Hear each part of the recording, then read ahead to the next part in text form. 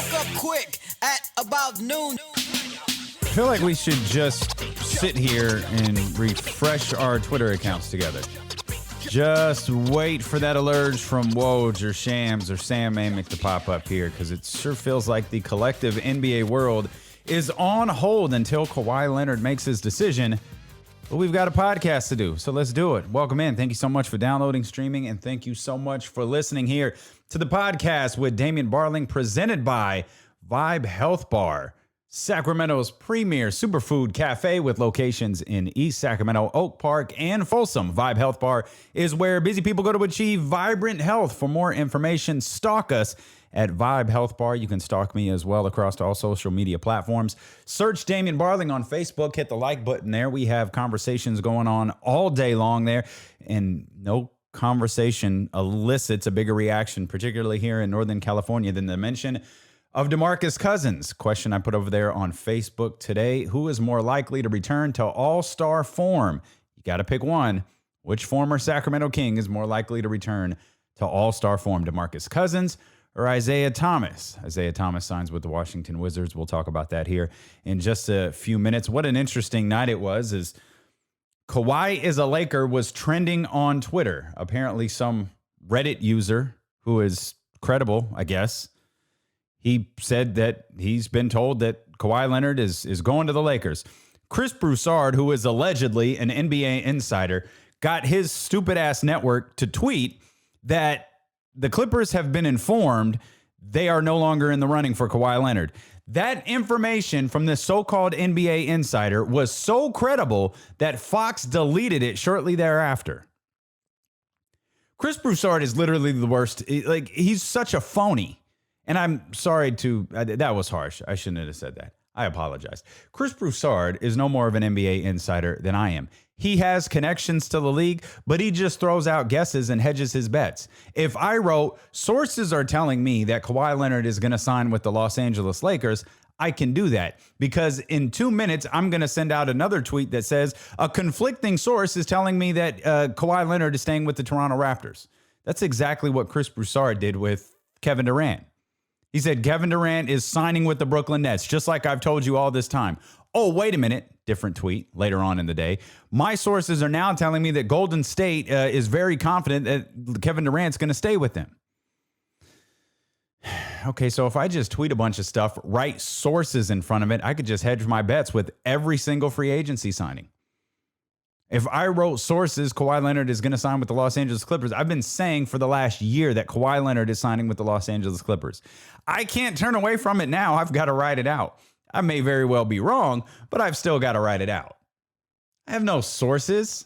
I had a couple of conversations at Summer League. I heard the Los Angeles Clippers. I heard he was going to be traded to the Toronto Raptors about 3 days before he was traded.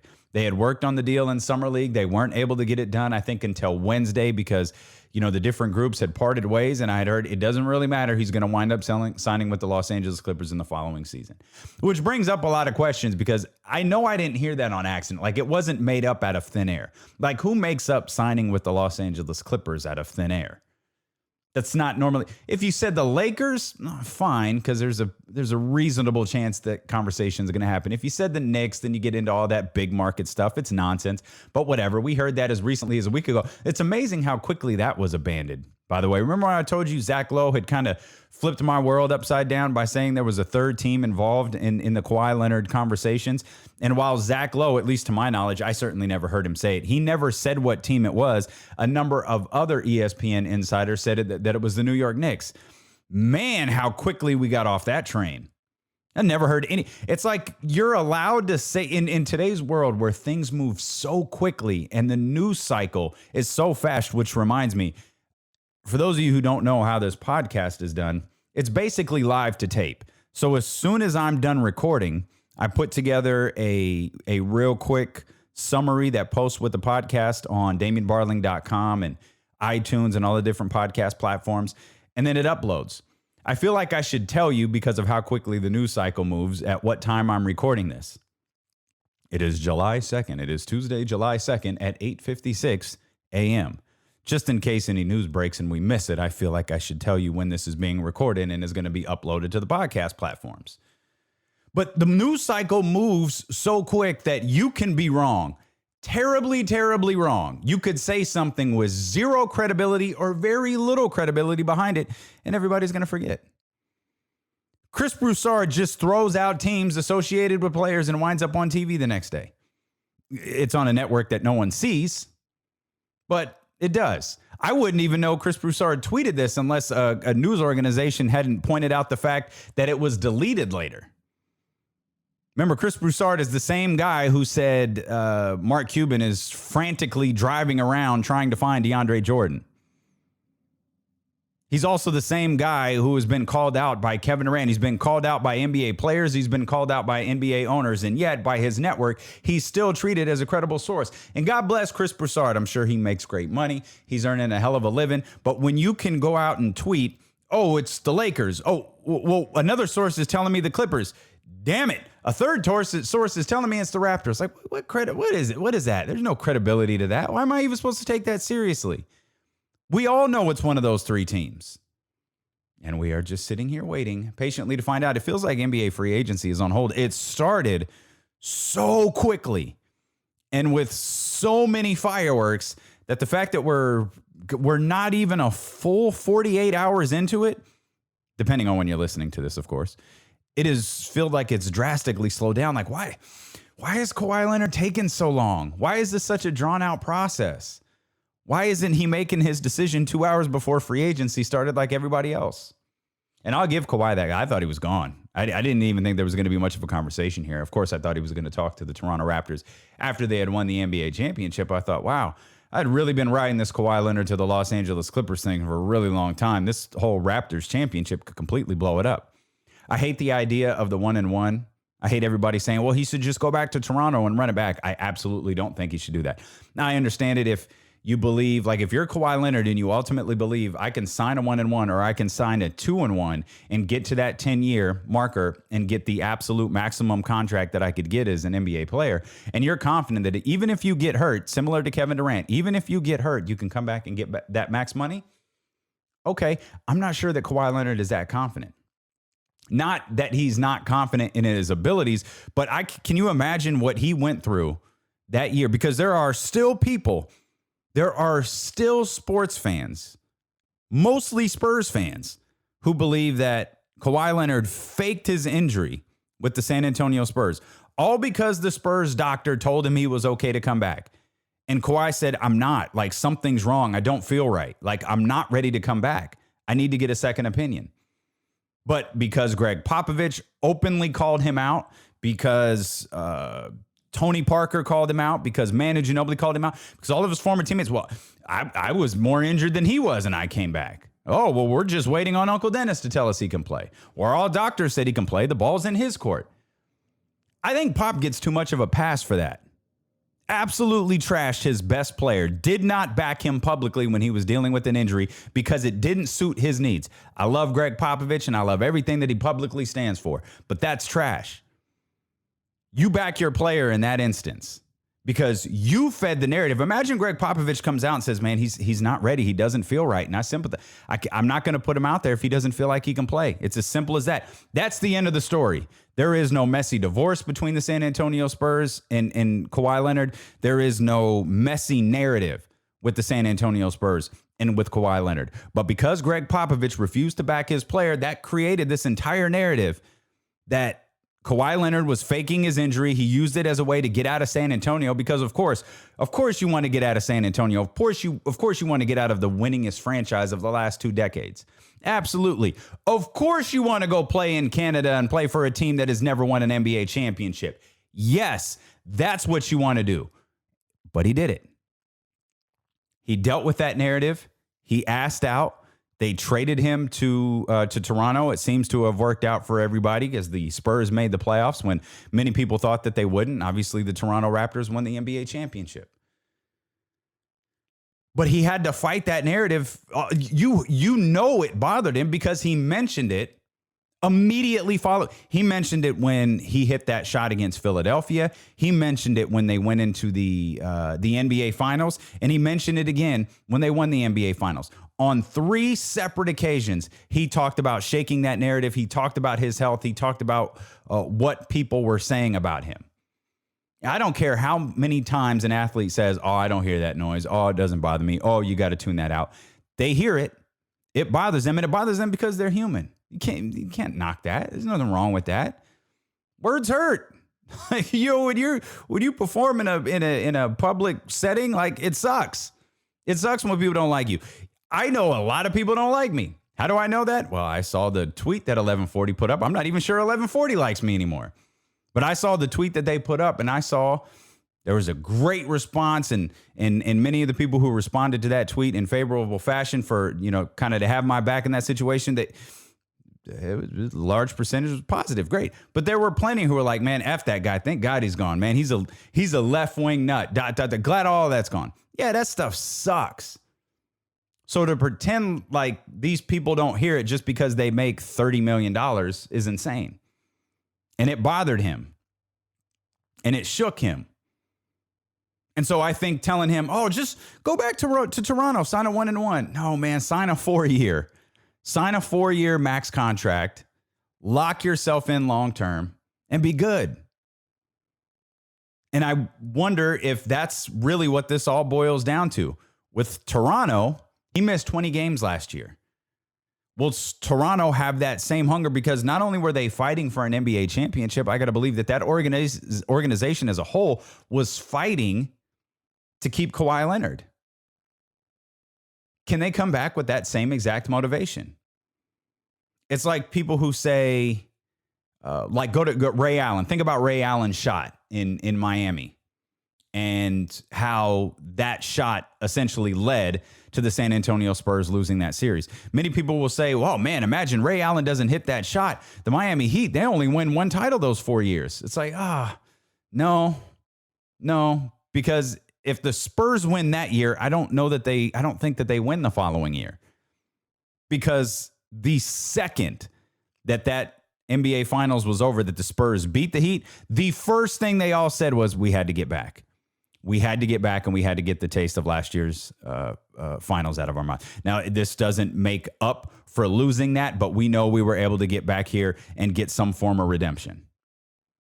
You don't have that. You don't have that drive. You don't have that desire for redemption. Revenge is a strong motivator. Redemption is a strong motivator. So to think that although the results would have been the same if Ray Allen's shot didn't go in, I think that's crazy. So to think that the Toronto Raptors are going to have that same motivation, knowing, well, Kawhi Leonard's back, we've already won an NBA championship. If I'm a teammate, or if I'm a Toronto Raptors fan just looking at this from the outside, and Kawhi Leonard does the 1-and-1 deal, I'm looking at it like, well, what do we got to do to get him to sign a long-term deal here? Because he showed up. They monitored his health, which he told Masai Ujiri was his biggest concern. He sat out 20 games. He would have been an MVP candidate if he didn't miss those 20 games. And he won an NBA championship. He won an NBA Finals MVP. And he still won't sign a long-term deal here? I don't think that motivation is going to be the same. Now, I'm talking from a fan's perspective, but even as a player's perspective, that's got to be difficult. Man, we're playing for ourselves. We're playing for our family. We're playing for our friends. We're playing for our city. And we're playing to win Kawhi Leonard over again? Yo, we just won an NBA championship. We just beat the team that was running a 5-year dynasty. Injuries or not, we beat them. And we've still got to win them over. So I don't think the motivation to go back to Toronto is there again, though he knows if he does, they're in the Eastern Conference. He has the ability to miss games, continue to monitor his health, and his team perhaps continue to perform well. And of course, with the Los Angeles Lakers, you have LeBron James, Anthony Davis, and then the potential addition of Kawhi Leonard, and the domino effect that comes with Kawhi Leonard going. Many people believe involves Andre Iguodala and another number of kind of vet minimum contracts who will come in there and help out. The Clippers are the one, though, that I look at and go, could he miss 20 games in this situation? Could he miss as many games with the Los Angeles Clippers as he did last year with the Toronto Raptors? Would they be able to stay afloat, especially in the Western Conference, because remember, the Western Conference got significantly more difficult. Utah, Sacramento, DeJounte Murray's returning to San Antonio. We're going to have this conversation tomorrow. I warned you about it yesterday, so get your thoughts together on the Western Conference and where the Sacramento Kings fit in this conversation, and send them to me here on the text line at 916-888-5898 or hit me across the social media platforms, because we're going to have this conversation about what the Western Conference looks like tomorrow here on the podcast with Damian Barling. But I don't know that he has the ability to miss 20 games with the Los Angeles Clippers. He certainly does with the Los Angeles Lakers. So what is most important to Kawhi? We're trying to get inside the mind of a guy we know absolutely nothing about. It was very similar to Kevin Durant. In the sense of Durant, we feel like we know Durant a little bit more because he talks. And we know that Durant is sensitive. We know that he's, he's insecure. One of the greatest basketball players in the world. He's going to go down as one of the best basketball players of all time. He's insecure. But we know that because of the things that he says publicly. We know that because he snaps back on social media. We know that because he gets in long DM exchanges with teenagers who criticize his game. We know that because he goes back and forth with media members. We know that because he holds grudge against media members who write things negatively about him or who assess his game in a way that he doesn't like. We know that. But he lets us into that, so we're able to guess, like, well, all of the stuff that we heard yesterday about potentially being a second fiddle to Steph Curry bothering him and all of those different things about never feeling truly appreciated. Does any of that surprise you? Knowing what we know about Kevin Durant, does any of that stuff surprise you? None of it surprised me. I'm assuming none of it surprised you. But we're trying to get inside the mind of Kawhi Leonard, a player that we know absolutely nothing about. The most he let us in was in those post-series interviews. The Game 7 against Philadelphia, the elimination of the Milwaukee Bucks, and then finally the NBA championship. He let us in just a little bit in those. He didn't let us in the parade. He didn't let us in the interviews that surrounded the parade. He didn't let us in any other media session. In his rawest moments, where he's likely feeling the most... he didn't even look jovial in those moments. Like, after the shot went in, obviously he looked pretty hype after that Game 7 shot went in, but he completely calmed down and reserved himself to the point of damn near showing like emotion when he was doing the post-game interview there on the court. And then we saw the same thing as they went to the NBA Finals. And, of course, he just kind of let everybody in following the NBA Finals. But he let us in the most Kawhi Leonard way. It was the most subtle way. If you just listened, if you just pay attention, if you put all the pieces together, you can figure it out. He was bothered by what happened in San Antonio. He was hurt by fans, teammates, players, organizations, league officials, players questioning his injury. That was very, very clear. So we're trying to get inside the mind of a guy we literally know nothing about. And we're just sitting here feverishly refreshing our Twitter feeds, wondering if the announcement about where he's going to play comes up. The Lakers, I hate it. I refuse to believe it's going to happen. I don't care if Michael Rappaport is tweeting about it. He means nothing to me. I need to see it from Woj. I need to see it from Shams. I need to see it from Sam Amick. I need to see it from an NBA insider that he's signing with the Los Angeles Lakers. Everybody, I heard Woj say this morning, you might not get it today. You might not get it for a few more days. Like, oh, okay. If that's the case, he's obviously thinking about something. And if that's the case, all of the reports that we heard last night, you can't see me, the air quote reports that we heard last night, there's no validity to them. People tweeting about who he's meeting with, and now Kendrick Perkins, who I actually do enjoy on television, is suddenly the biggest NBA insider in the whole sport. He's relaying who Kawhi is talking to, who the favorite is, and hey, he's a player. He's probably got these relationships. I ain't mad at it. I'm listening. I'm following. He said a couple of days ago, don't be surprised if Kevin Durant signs with the Brooklyn Nets. And here's why. He talked about Kevin Durant's insecurities. Like, we're looking at fit. We're looking at teams. We're looking at Kyrie Irving and cap space. And Kendrick Perkins is talking about, yeah, there are some things that hurt him. Like, he doesn't like playing on Steph Curry's team. And I don't know that there are more sensitive athletes than professional basketball players. Because with professional basketball players, you're talking about, well, I've used this example before, the ring argument. Well, you got to have rings. Well, you can't just have rings. You've got to label them somebody's rings. Like Kobe and Shaq, they've got rings together. Yeah, but remember, they were all Shaq's until Shaq's career started, to go downward. And then suddenly, well, they were Kobe's. Those were Kobe's rings. Now Kobe has 5. Shaq rode Kobe's coattails. What? Shaq was one of the most dominant players in the world. What type of revisionist history is this? But that's what we do. So in the end, imagine this scenario. Play along with me here for a minute. Kevin Durant comes back healthy, back to MVP form. Let's say he wins, just for fun, 2 more NBA titles on whatever team. Say he does it in Brooklyn. Maybe he goes to another team and wins it there. Wins 2 more NBA championships. Steph Curry wins none.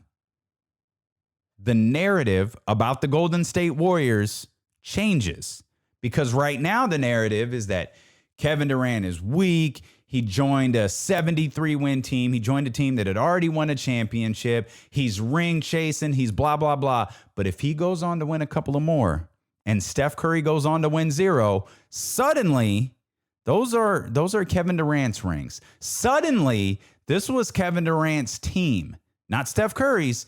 Kevin Durant's, because that's what we do. We've had this conversation before, and we're going to have it a million more times because it is so prevalent in sports. We reshape history to fit the current narrative. It goes back in to the thing we said at the top of the show. The news cycle is so fast, we forget. It was Kawhi and the Knicks. That was a conversation. The team that was coming out of nowhere was the Knicks. That was a conversation just a week ago, until suddenly it wasn't. Everybody realized, wait a minute, there's no, who led us down this road? There's no credibility behind this. Let's just stop talking about it and it'll go away. And it has. No one's called out one single person for mentioning the New York Knicks. Has he met with the Knicks? I know the Knicks were in LA because they had to lock up their big free agent acquisition, Julius Randle. They had to lock him up, so they had to go to LA to meet with him. But anybody, did he meet, did the Knicks and KD meet? Oh, no, we're just going to bury that and pretend that all these insiders weren't talking about it. It's like some of these NBA guys, some of these NBA insiders are so influential, they just shape narratives because that's what they want to happen. Like the Knicks winning the lottery. The entire East Coast media was screaming about Zion Williamson playing for the New York Knicks. How great would it be for the NBA if Zion Williamson played for the Knicks? Why would it be great? The Knicks are terrible. James Dolan is god-awful. Why would it be great? I'm happier that Zion is in New Orleans than I am him being in New York, at least for the Knicks. That's what we do. And I guess that's part of the fun of talking sports. That's all we do every day. Like, we could just sit here and talk sports, and I got my phone in front of me. We keep refreshing to seeing what's going to happen. Something's going to pop up because in a moment, any moment, the narrative about the next NBA season is going to change. And I hate that I said this, but I still believe it's factual. The NBA championship, the power of the National Basketball Association, goes where Kawhi goes. If he goes back to Toronto, I think Toronto has a strong chance. I'm immediately putting Toronto and Milwaukee back at the top of the Eastern Conference. Right now, I have Milwaukee there all by themselves. I have Boston a close second. They locked up Enes Kanter yesterday. I'm assuming he's going to be the starting center for them. Just looking at their roster, I'm assuming he's going to be the starting center for him. You got Philadelphia and the moves that they've made with Al Horford, and they can go big, they can go small, they could do a number of things. They've got to have one of the biggest starting lineups in the NBA between Horford, Embiid, and Ben Simmons at the point guard position. But if Kawhi Leonard ends up back in Toronto, I wonder, and this is the other thing. It feels like free agency is on pause until Kawhi Leonard signs. What about Danny Green?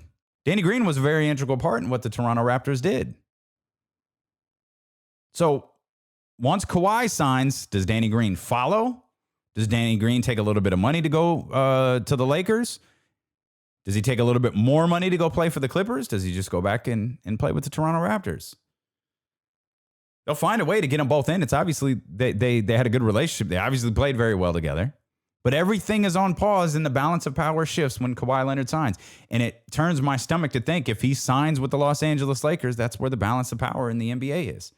I hate it. I don't like it. And I will refuse to pick them, not because I'm like some sort of Laker hater who's wrapped up in a rivalry that's been dead for 17 years. It's just, I don't think that formula is going to work because at least year one, LeBron, Anthony Davis, and Kawhi Leonard. Okay, there's your big three. Great. On paper, fantastic. But doesn't someone always have to take a step back, particularly on LeBron's big threes? LeBron, Kyrie, Kevin Love. Odd man out, K-Love. LeBron, Dwayne Wade, Chris Bosh. Odd man out, Chris Bosh. Then you had what was going on in San Antonio You had what was going on at Golden State where you had that loaded lineup. I'd argue Steph Curry willingly and regularly took a step back for Kevin Durant. I'd also argue Draymond Green willingly and regularly took a step back for Kevin Durant, or Draymond Green, took a step back for Kevin Durant in those situations. So who out of those three, Kawhi, LeBron, and AD, is going to take a step back? Is it LeBron? The elder statesman of the group, is he taking a step back? Can you envision it? Can you envision LeBron taking a step back? Is he going to swole up to Kawhi Leonard the same way he did Kevin Love, or the same way he did to Kyrie Irving? Is he going to swole up to Anthony Davis the same way he did to Kyrie Irving and Kevin Love and some of the other players, the younger players that he's played with throughout his career? Is he going to do that to them? I don't think so. I hate the idea. I still want him on the Clippers. I said the Clippers a year ago. I'm riding with the Clippers now. Still no Kawhi update as I just checked my phone. 9:18 a.m. Tuesday. It's like an episode of 24. I feel like that's how we should do this podcast from now, with the little ticking clock on it. Doot, doot, doot, doot, doot, doot. We start doing that. The following takes place on the afternoon of Tuesday, July 2nd, 2019. 24 was a good show, man. I had no intention, by the way, on spending the first 20 minutes of the podcast, 27 minutes of the podcast, talking about Kawhi Leonard. It was actually to talk about the Sacramento Kings as they picked up another free agent last night. They played a little bit the California Classic at the Golden One Center. That was my intention on how to start the league, how to start the show. But then I just kind of got talking, and hell, it's our show. That's what we're doing. We're just sitting here talking. So let's get to the Sacramento Kings here. As before we get to the California Classic last night, let's go to Rachaun Holmes. 25 years old, played 3 years with Philadelphia, played last season with Phoenix. A lot of Sacramento Kings writers, Sacktown royalty. Aaron Brewski, my guy, was singing the praises of Rachaun Holmes during this entire free agency campaign, leading into the campaign. And lo and behold, here it is. He's coming off his most productive season in his young career with 8.2 points per game, 4.7 rebounds in just about 17 minutes per game. He played alongside DeAndre Ayton at times in Phoenix. He played instead of DeAndre Ayton at times in Phoenix. He's very explosive on both sides of the floor. For Kings fans who aren't familiar with Rachaun Holmes, you are going to love this individual. It's like, you know how sometimes in the NFL you hear so much about, and I use the NFL as an example because I feel like it's perhaps exaggerated a little bit, but you hear about players, coaches, and then like strict disciplinarians. And it's almost like clockwork. If you have a team that fails under a strict disciplinary coach, they're going to go completely in the opposite direction and get this overwhelming, players coach. Great example, Bill Parcells of the Dallas Cowboys. When Bill Parcells was the coach of the Dallas Cowboys, they immediately shift gears and went to Wade Phillips. Couldn't be more opposite. And you see that all the time. Well, for the Kings, I feel like that's what's happened with Willie Cauley Stein. I feel like Vlade heard everything, and I'm sure the Kings had their own feelings about Willie Cauley Stein and how he played on the floor and what they thought of his demeanor and all those different things. But it feels like they took everything that the Sacramento Kings said they didn't like about Willie Cauley Stein. They put it in some sort of machine. They pulled the lever and popped up two free agents that do the exact opposite of what he does. Dwayne Dedmon and Rachaun Holmes. Rachaun Holmes is extremely explosive on both sides of the floor. Like, he can get up. This was one of the complaints I had about Willie Cauley Stein. He could fly for a rebound. When he was on the offensive end, he could fly for an alley-oop. When he was on the offensive end, he looked like one of the most explosive athletes in the NBA. But for some reason, he couldn't jump over a quarter on the defensive side of the ball. Rachaun Holmes, not that guy. When you pull up film on Rachaun Holmes, what you'll see when you look at if you're able to get a service that will get you like positive and negatives on a player, the positives will be how explosive he is on the defensive end. He can get up. He can get up to rebound, and he can get up to block shots. So now you've got Rachaun Holmes joining Dwayne Dedmon. Then you've got Marvin Bagley, Harry Giles, Harrison Barnes, Trevor Ariza, and Nemanja Bjelica as your Sacramento Kings front court heading into the regular season. I don't know what Holmes' role is going to be. I don't think we know what any of their guys, Dedmon, I think we assume is going to be the starting five. But if you told me Rachaun Holmes pushed him in training camp and perhaps he got that job just based off the little bit I've seen, I'm not going to pretend like I'm this massive expert. I knew who he was. I was aware of him from Phoenix. I didn't spend time watching Phoenix. When I saw Aaron Brewski mention him on his Twitter account, I kind of looked him up a little bit and was like, oh, okay, that's cool. But I don't know. I'm not thinking about it as a game changer. But then when the Kings announced that they signed him, I was like, oh, okay, wait a minute. That's interesting. Let me look a little bit further into this. Let's see if we can get some more detailed looks at him. And I like it. I actually like it a lot. So all of those Kings fans and Kings writers that were really high on him, I completely see why. Do yourself a favor. Even if you just go to YouTube, look up some clips of Rachaun Holmes. He's really fun to watch. And Kings fans, you're going to love him. Kings fans embrace players who put out 120.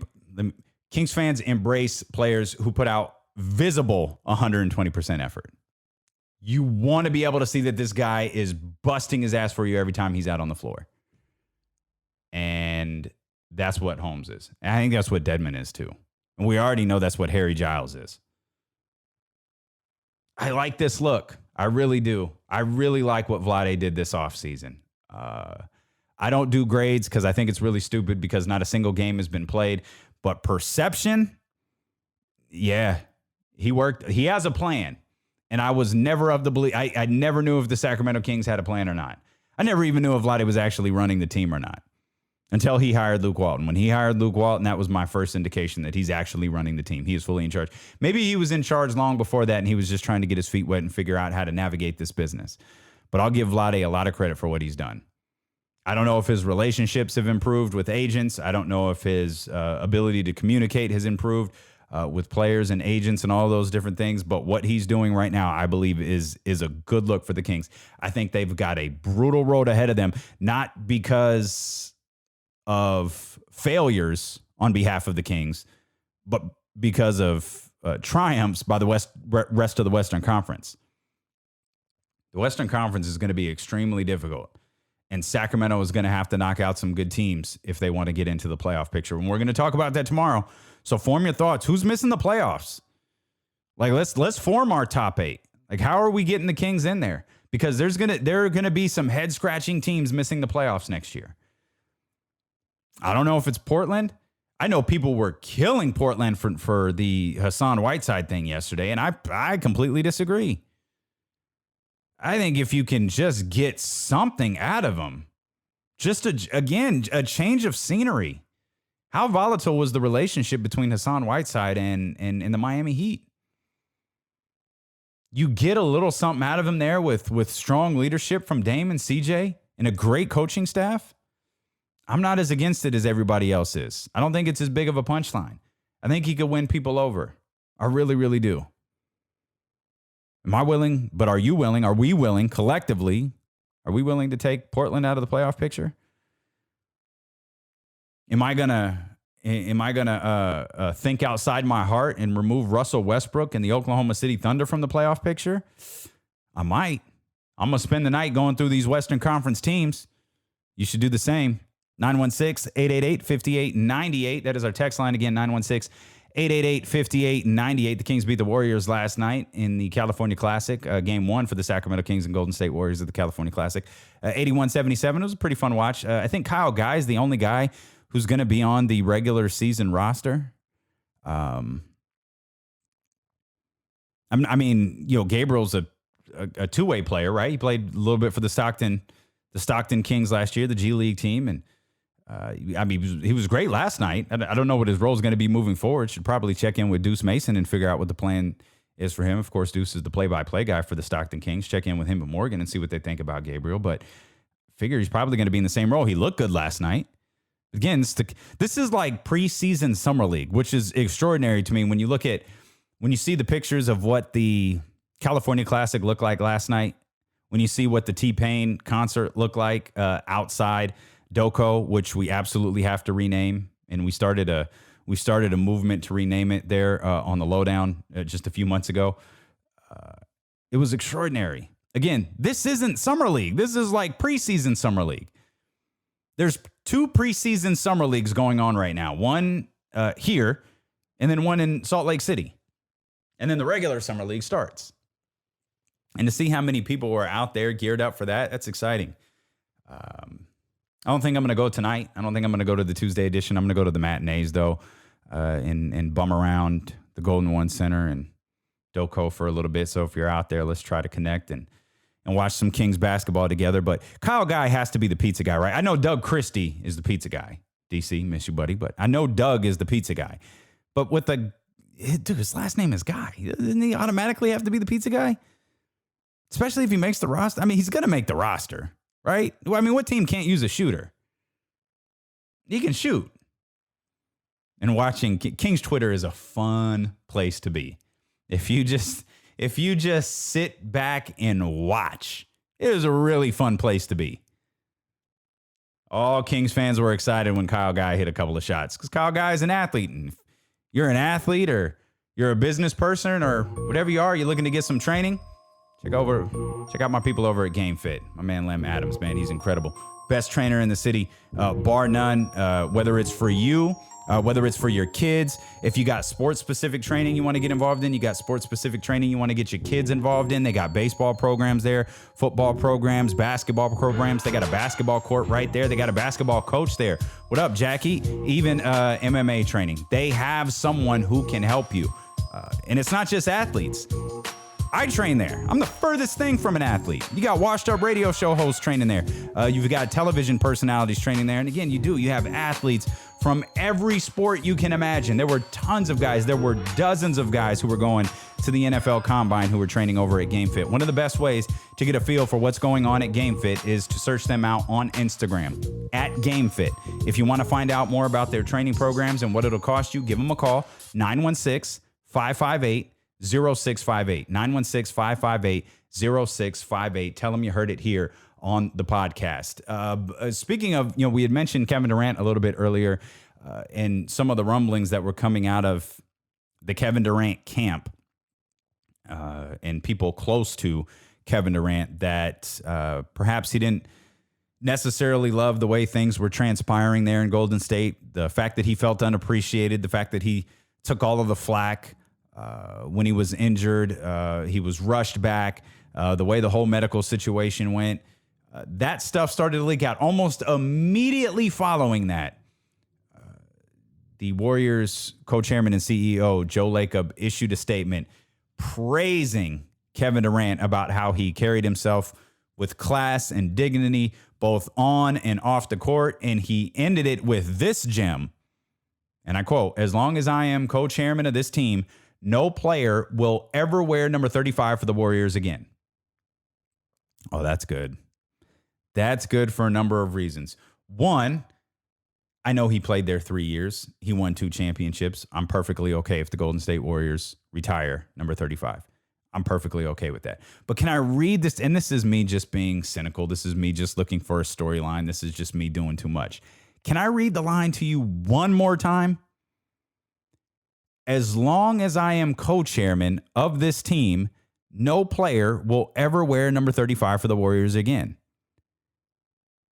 he didn't say they're retiring the jersey. He said as long as he's the co-chair, no one's going to wear it. So no one can wear it and they not retire it, right? Like, what if Joe Lacob decides, man, I've done enough with the Warriors. I've made my money. I'm as happy can be.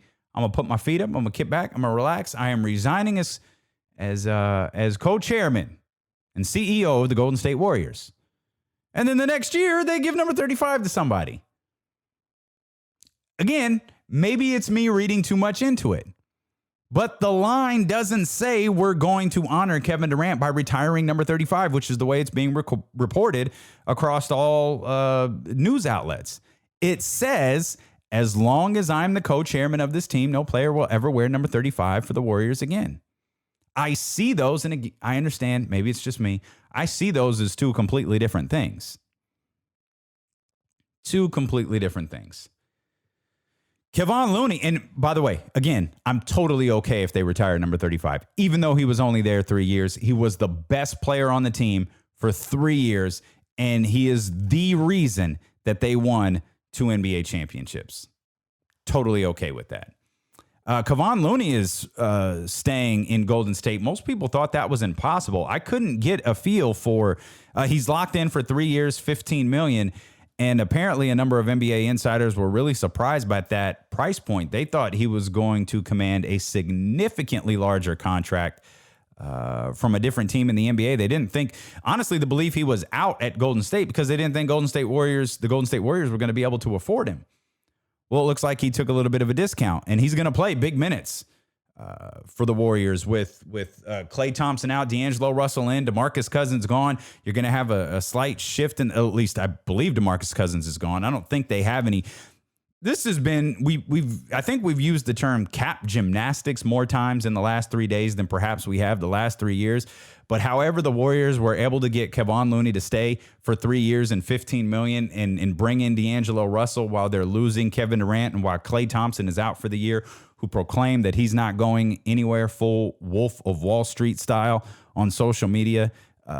This is a pretty extraordinary doing by the Golden State Warriors front office. And I did wonder if the market really has dried up for DeMarcus Cousins, is he going to take, what Golden State is allowed to offer him and come back? And I think the answer now is no, because there's just no availability for him.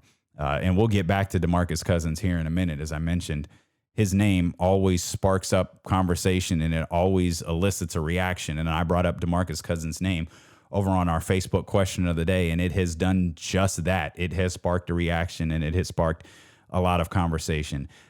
But for a team that went through a major loss in free agency, a major loss next season due to injury, and perhaps, is there a player on who's out there or who was out there in the free agency pool who would have elicited a more like head scratching reaction than D'Angelo Russell to the Golden State Warriors? Like if Al Horford had gone to the Warriors, it'd have been like, oh, okay, it's fine. I mean, it's cool. I get it. I mean, you just run through the different players. Perhaps Kyrie Irving would have left people's heads scratching, but D'Angelo Russell to the Warriors was very much one of those, wait, what? How? What? How is this happening? And once you got through the how, it was like, okay, now how is this going to work? I guess this is a temporary version of the Splash Brothers, believing D'Angelo Russell can shoot. He could come off screens. There are 3 ball handlers that used at least, this is a great stat. I don't even know who to attribute this to. I don't know where it came from. It must have come from ESPN Stats and Info. That's where I get a ton of my little nuggets like this one. But D'Angelo Russell was one of 3 ball handlers to use at least 3,000 picks last season. Again, I don't know who keeps track of that, but that's an extraordinary stat because the other 2 are Trae Young and Kemba Walker. So again, you have this temporary version of the Splash Brothers, and now the conversation is, okay, great. What happens when Klay Thompson comes back? What are you doing then? How are you implementing him into the offense? Are you playing like super small? Like what's going on here? Are you trading him? Are you going to flip? I actually read this. That the Golden State Warriors were going to flip D'Angelo Russell. As if he's that beachfront property that Kings executive embezzled. Like they're just going to flip him. They're going to flip him and return him before anybody notices. Oh, man. The NBA offseason is better than anything in the world. The NBA offseason is better than the NBA regular season. A lot of people were wondering if Isaiah Thomas was going to get another shot in the NBA, and he absolutely is. He's going to get that shot with the Golden State. Oh, excuse me.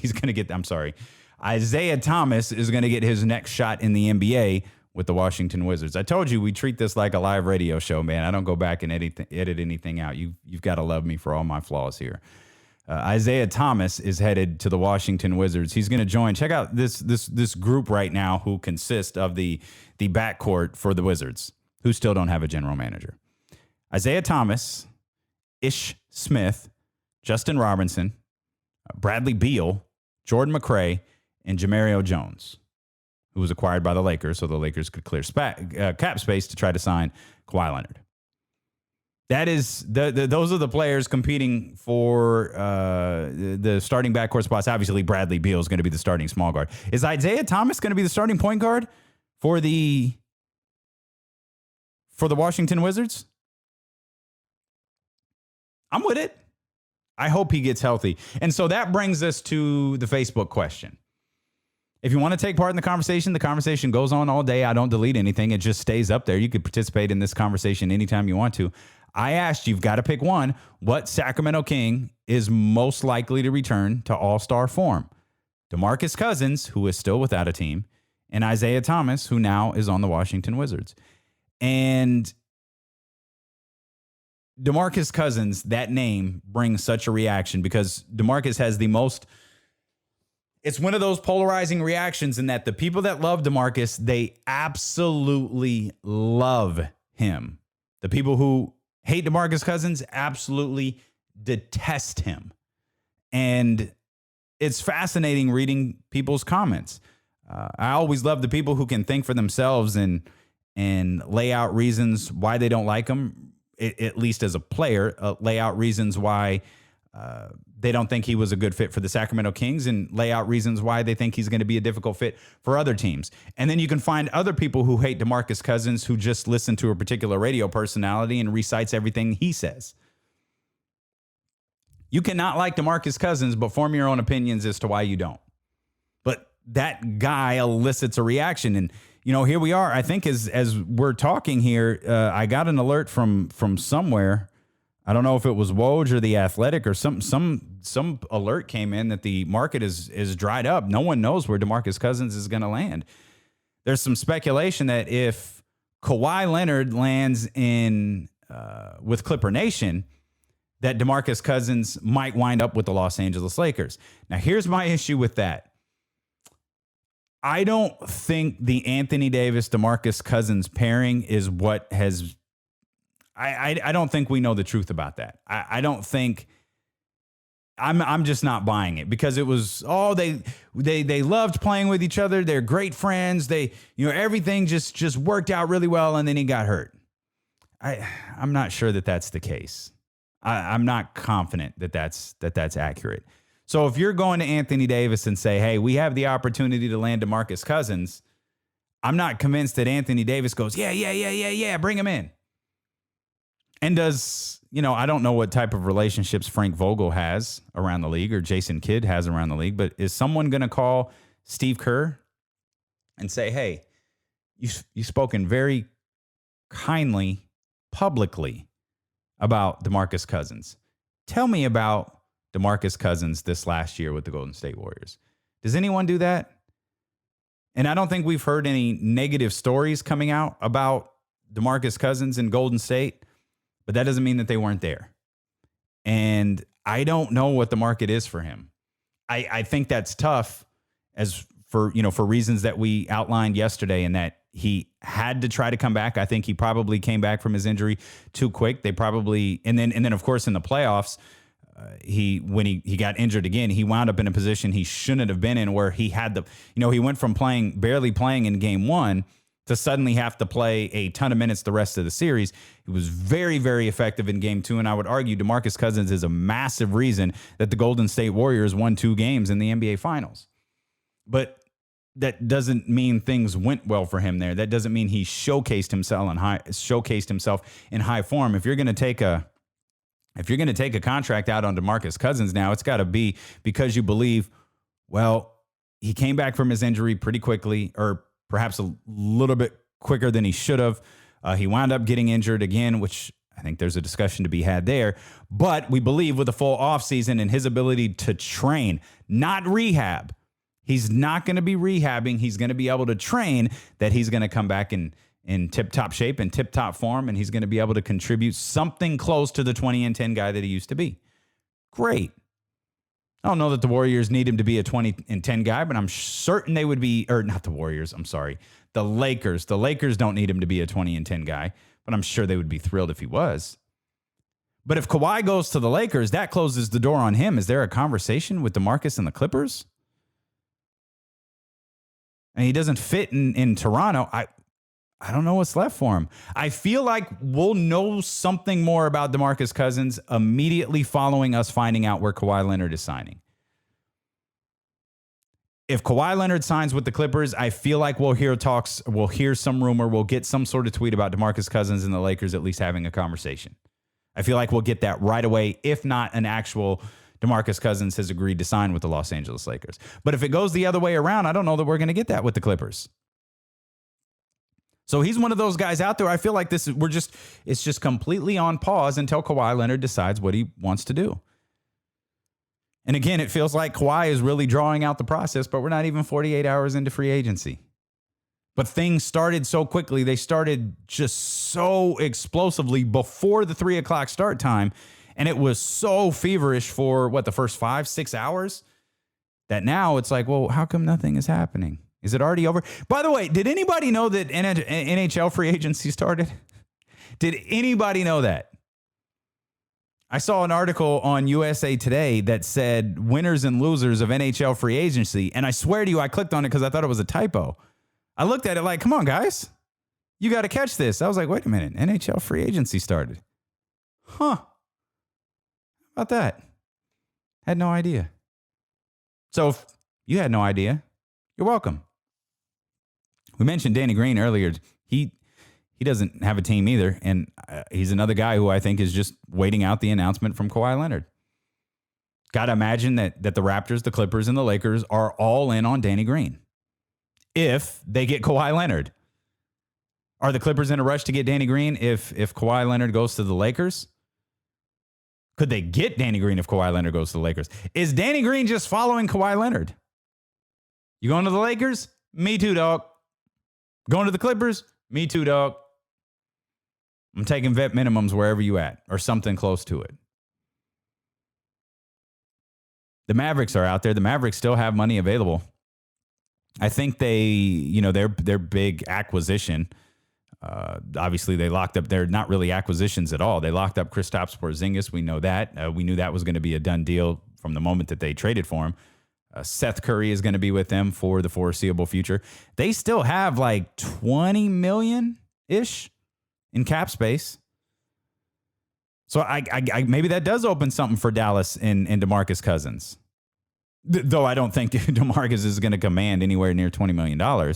But it does open up something for him. You could, hey, DeMarcus, what'd you make last year? 5? Here's 15 for 1 year. We're not going to have any problem filling out the rest of our roster. You have a great year next year, we all win. We'll just lock you up long term because we can give you more money than anyone else can. We'll lock you up long term. If you play well, it works out for everybody. Win-win. Win. Huh? Nice little Office reference there. And what about Willie Cauley Stein? I thought Willie had suitors. I really did.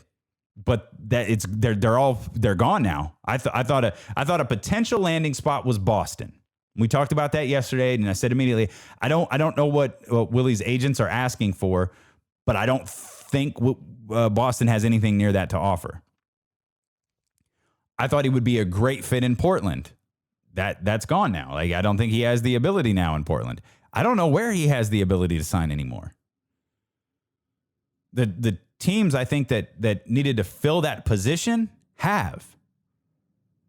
it felt like for a moment at the very beginning of free agency, when Dedmon came in and Trevor Ariza came in, and you started hearing about the signings for the Sacramento Kings, it was like, oh, they are going to wind up keeping Willie for $6 million or 6 point whatever it was, whatever his qualifying offer is. He's not going to get much more than that. And now I have no idea what Willie Cauley Stein is going to get. All season, I thought he had suitors, and one of the best spots I thought for him was Portland. That's gone now. I don't know where that dude lands up. It's a tough market for a big. The market's out there.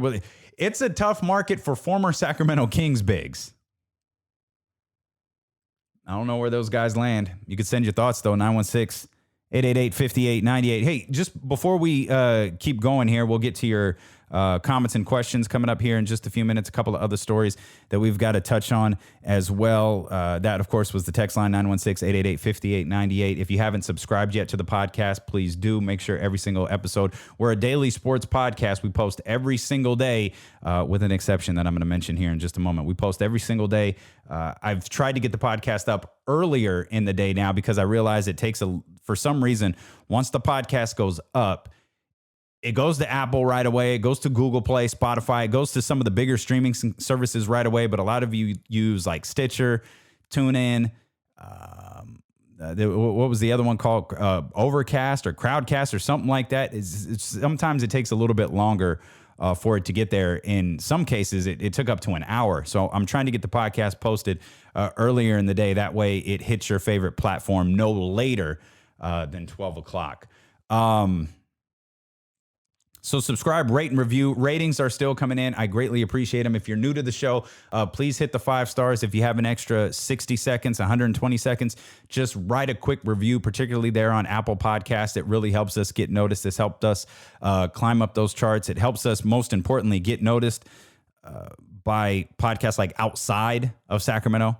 And we get tied to podcasts like The Ringer, and we get tied to podcasts like ones from USA Today and different media outlets there because, we're doing so well here in Sacramento. It gets picked up more nationally. So if you guys could keep those ratings coming, keep those rankings coming, I'd greatly appreciate it. If you need more information, we've got a website, DamianBarling.com. We've got a Patreon account if you want to support the show. I was thinking yesterday, trying to come up with ideas for that Patreon account. I might do because I'm always going to just mention whatever's on my mind here on this show. That's what this podcast is about. But I was thinking of doing and I shudder thinking at this, a wrestling specific podcast on Patreon. So for Patreon members only, a wrestling specific podcast. That way, if you're just into the sport aspect, or even if you're just into kind of the social consciousness stuff we do once in a while, like that, you can stay here. But I know wrestling can be a really niche crowd, and for $1 a month or whatever you want to contribute over there on Patreon, I'm thinking of doing a weekly wrestling podcast over there. And I shudder at that. I say that because something on Raw last night caught my attention. I saw multiple alerts come in about the angle that they did at the start of the show with Braun Strowman and Bobby Lashley, and I thought, it's Braun Strowman running over stuff. Like, what's the big deal? We've seen it 1,000 times. But when I watched it, I thought, oh, wait a minute. The thing that just caught my attention was this looks different. Like they shot it, like the way that they shot it for TV was in a way that I've never seen them shoot anything before. It reminded me of, wrestling fans from 98. Remember the dumpster bit with Terry Funk and Cactus Jack, where the New Age Outlaws pushed them? They were in a dumpster and they pushed them off the ramp, the top of the ramp, and it like halted the show for almost like 20 minutes. And you had guys running from the back and checking on them, and they kind of tried to break the wall down a little bit. And hey, this is real. We're looking out for it.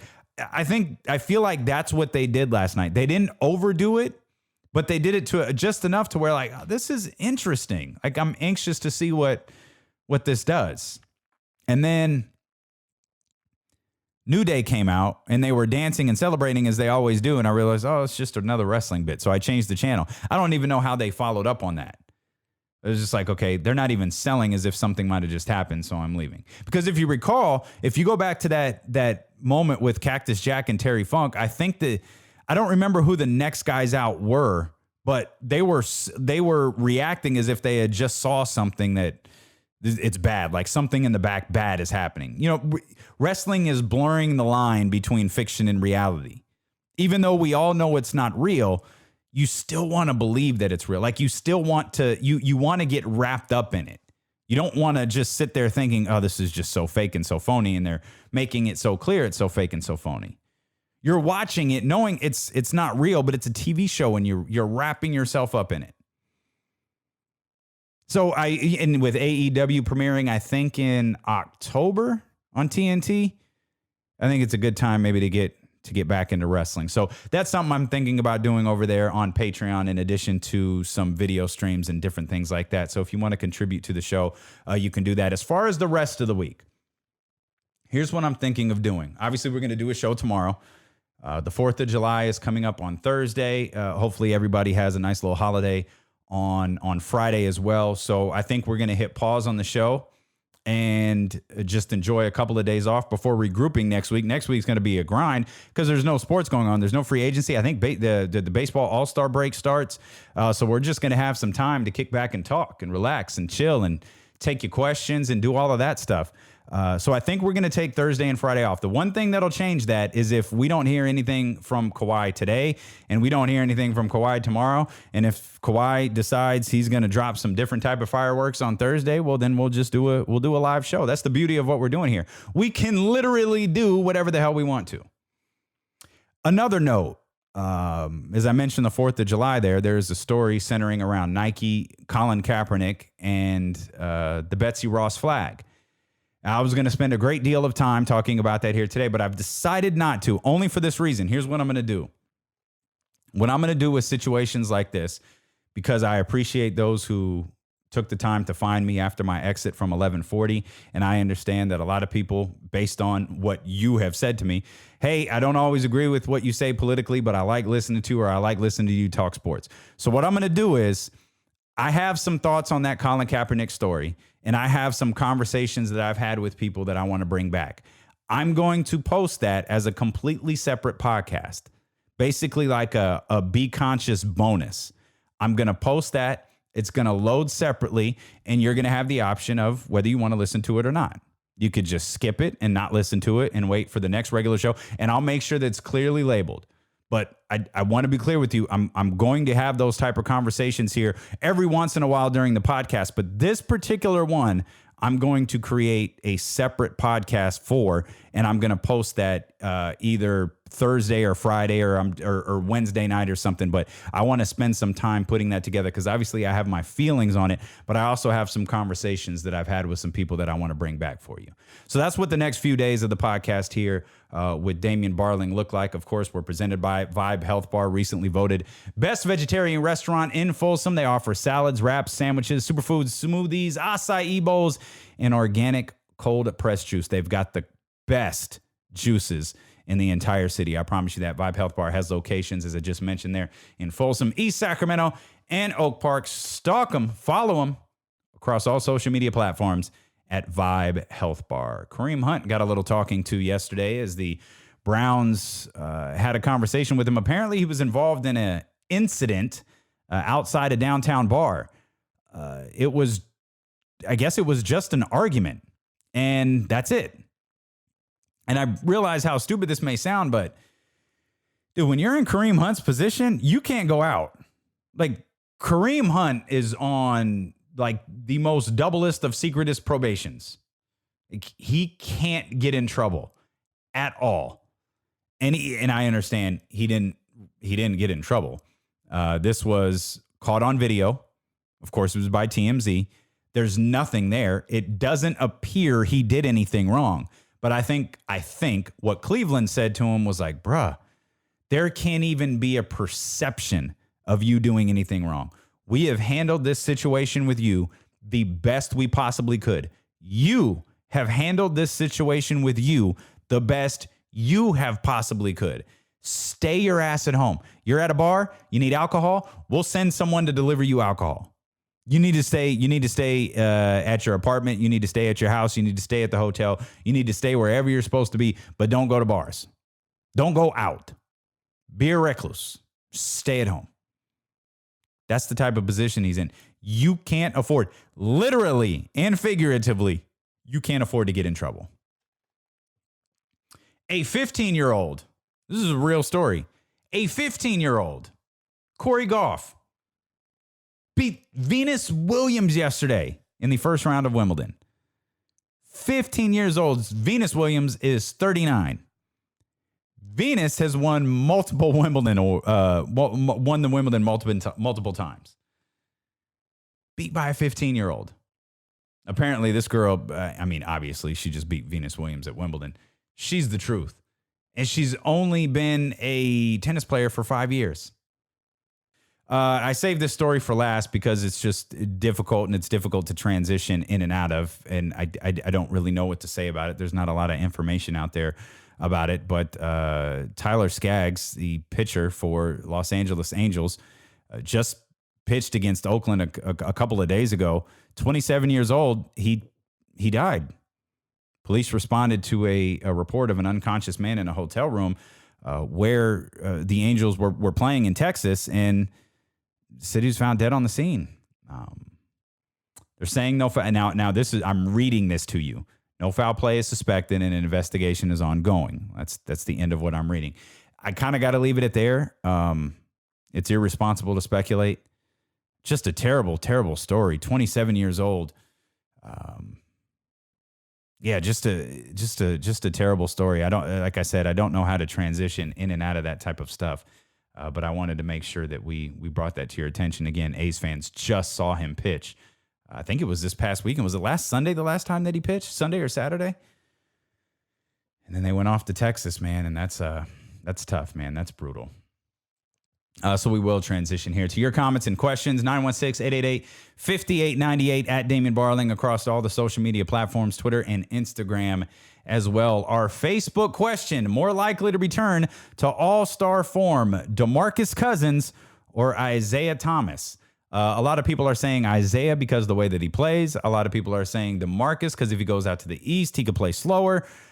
Head over there and jump into the conversation. Many of you already have.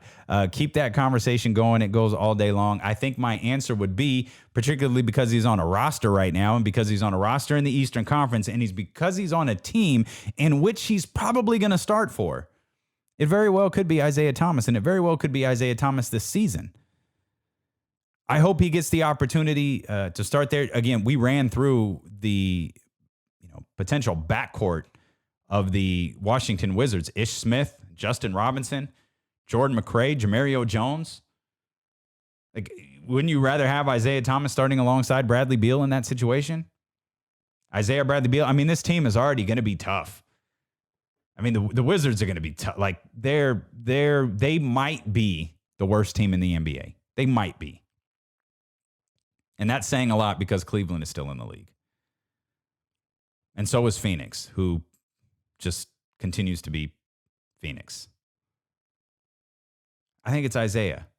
I don't know where DeMarcus is going to wind up. Again, I believe we're going to find out where DeMarcus Cousins will play. If we don't know within a handful of minutes after the Kawhi Leonard news drops, if we don't hear something within 10 minutes about DeMarcus Cousins and a potential suitor, I don't know that I have no clue what's going to happen with him.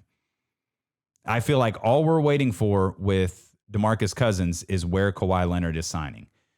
This coming in right now from Adrian Wojnarowski: Philadelphia has offered a 5-year, $168 million maximum contract extension to Ben Simmons, and the Sixers and agent Rich Paul are expected to work through the details toward an eventual agreement. Again, that is according to Woj. Okay.